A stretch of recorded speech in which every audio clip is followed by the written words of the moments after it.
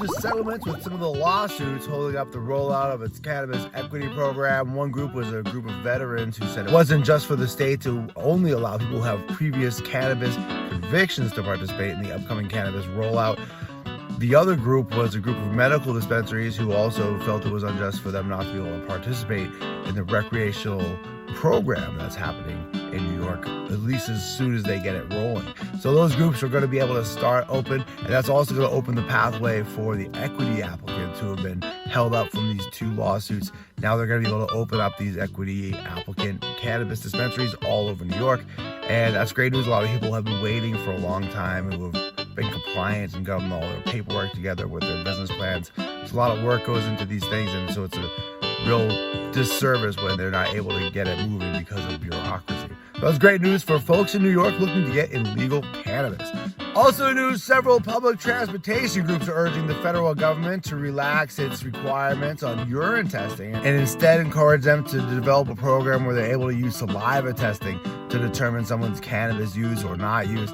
Right now, the test they're using with urine actually is not a very good test. It only tells if somebody has ever had cannabis in their system in the past month or so, which isn't very good for determining whether somebody was using or not using on the job.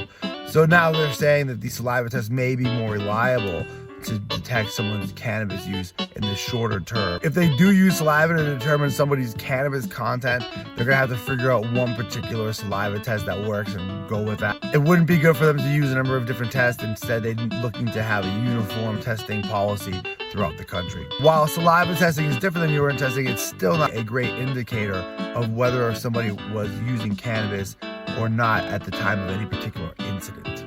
Also in news, New Hampshire has a cannabis control commission. They've been meeting and they've had a long time now to figure out how to roll out cannabis in a way that fits what Governor Christie's looking for as a state-run model, meeting a number of criteria where the children are kept away from it and that the marketing is minimalized and people aren't enticed toward using cannabis ever. So they are not able to come up with any recommendations, even though they've been at these meetings for a long time. There's a 37-page document. A big problem is the people involved in the committee actually don't get along. A lot of them are anti-cannabis, while there's about a third or so who are pro-cannabis. And there's been a lot of high tensions, and people are actually very misinformed, especially on the side of the prohibitionists. The anti-cannabis group is really misinformed, unfortunately. They're seemingly very afraid of cannabis, which is actually a shame. It's weird they're actually even on this committee. They should probably have people who actually know about cannabis to determine cannabis policy. Thanks for watching The Wash Daily.